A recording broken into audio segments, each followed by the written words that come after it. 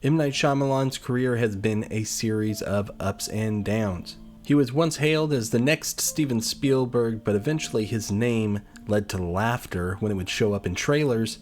Today I'm going to give my ranking of M. Night Shyamalan's movies. I'm going to be excluding 1992's Praying with Anger and 1998's Wide Awake because I have not seen them, and they don't really seem to fit in with the rest of his movies very well anyway.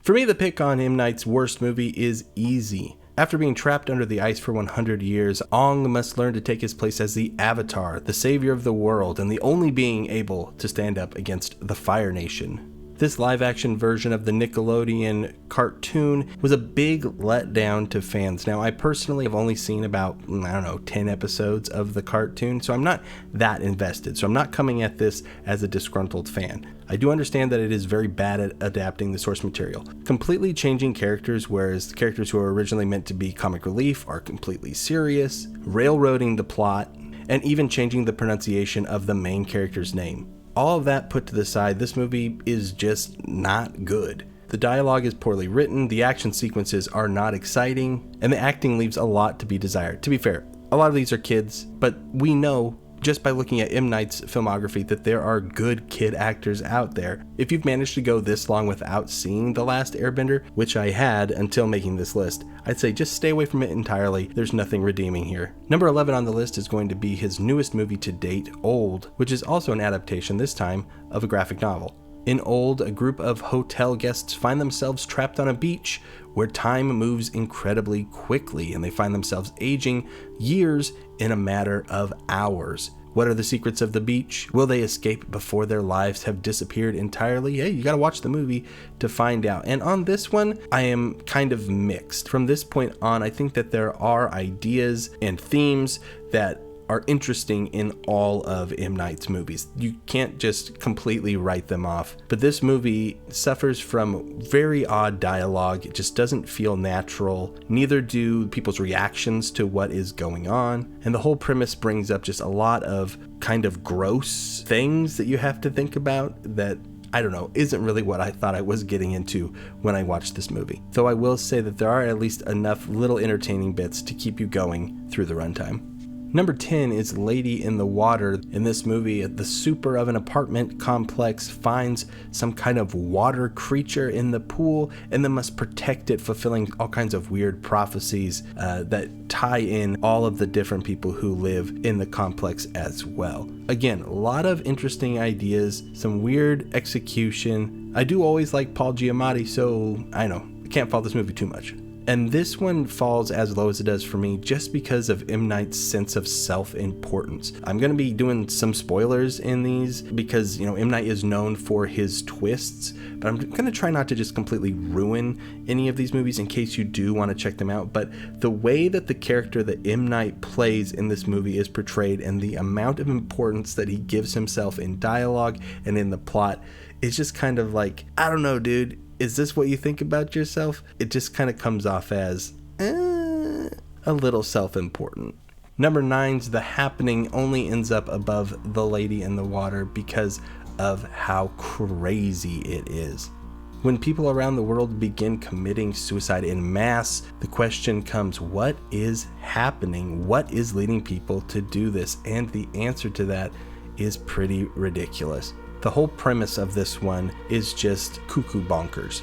It leads to scenes that are just completely ridiculous, with people having to try to outrun the wind, and probably most unrealistic of all, asking the audience to believe that Mark Wahlberg is a scientist.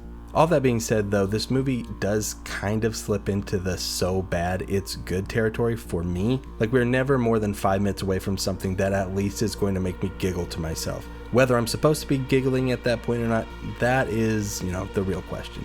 Number 8 is Glass. This is the conclusion to M. Night's superhero trilogy, and as a conclusion to that story, it is a bit of a letdown. I really like the characters that are in it.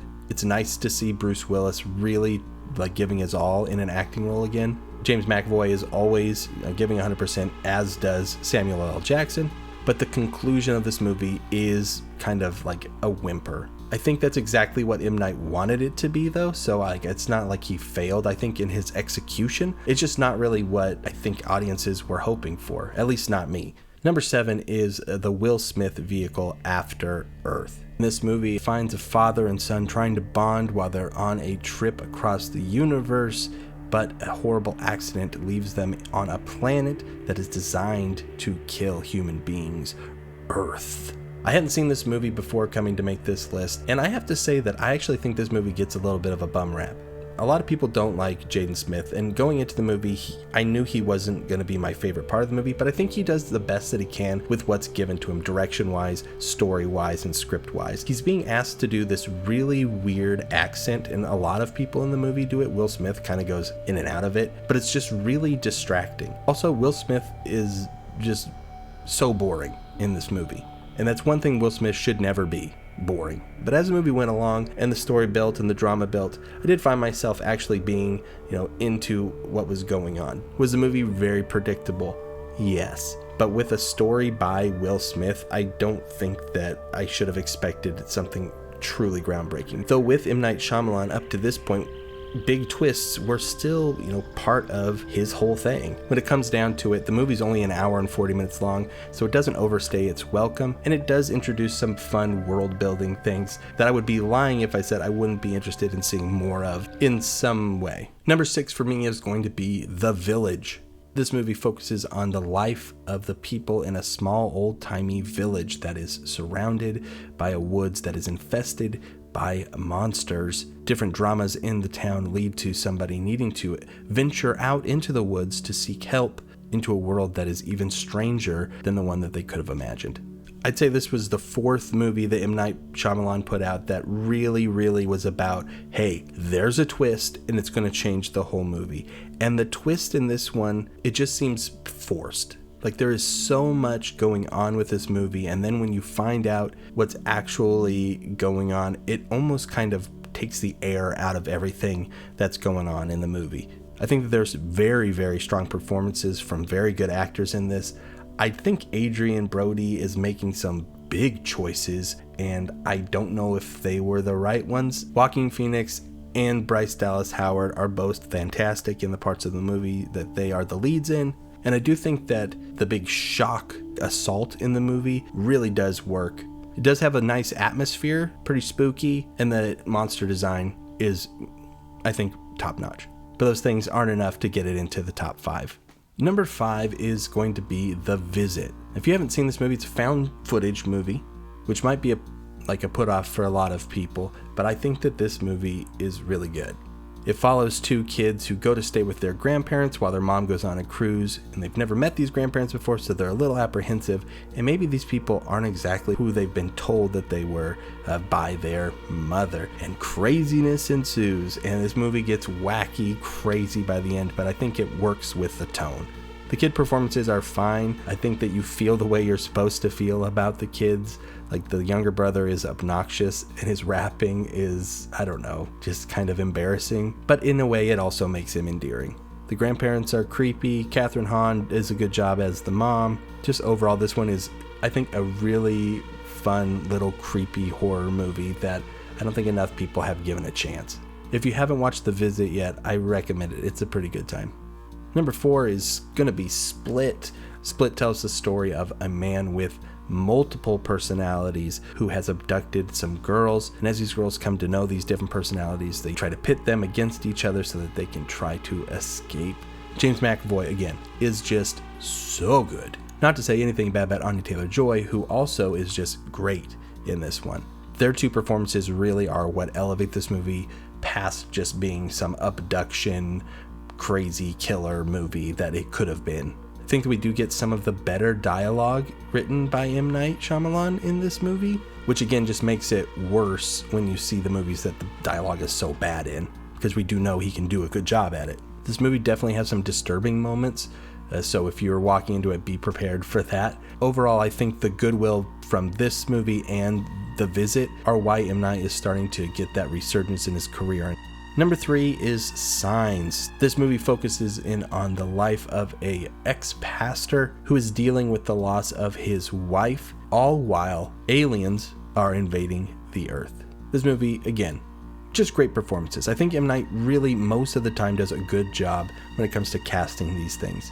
Mel Gibson is great, Joaquin Phoenix is great, and the kid actors are also great. Rory Culkin shows that his brother is not the only one who can act, and Abigail Breslin as well is just really, really good.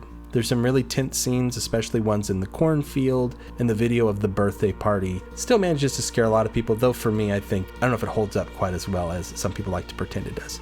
The movie does a good job at really building up to the end, but the end of the movie is what knocks it down from being higher on the list for me. The twist in this one, it just kind of makes the whole thing a little silly. I don't think it wrecks the movie at all, but I definitely think it doesn't help. Number 2 is going to be The Sixth Sense. In this movie, Bruce Willis plays a child psychiatrist who is helping a boy played by Haley Joel Osment who claims to be able to see ghosts. So I do believe not knowing the twist going into this movie is the way to see it, if at all possible. I think that this movie proves my idea that a good movie is still good even if you know the twist. Haley Joel Osment gives one of the best little kid performances ever, right up there with Elliot from E.T. And Bruce Willis, again, is just spot on. Toni Collette as Haley Joel Osment's mom also is fantastic. The imagery in this movie can be very shocking at times, but I think really, really works to elevate the movie. It sticks with you in ways that movies rarely do. I can understand why when people saw this movie, they thought M. Night Shyamalan was really going to be the next big thing, because this movie really is something special. Number 1 is Unbreakable. After surviving a huge train wreck, a man looks back at his life and realizes that he might be something more than human. And with the guidance of a local comic book shop owner and his own son, this man goes out into the world to see if maybe he can make a change for the better. I've said it before for both of these, but Samuel L. Jackson, Bruce Willis, both are giving iconic performances. I love the way the colors are used in this movie. I love the music in this movie. The music in a lot of M. Night's movies is very good, a lot of which is done by James Newton Howard, who did the score for this film.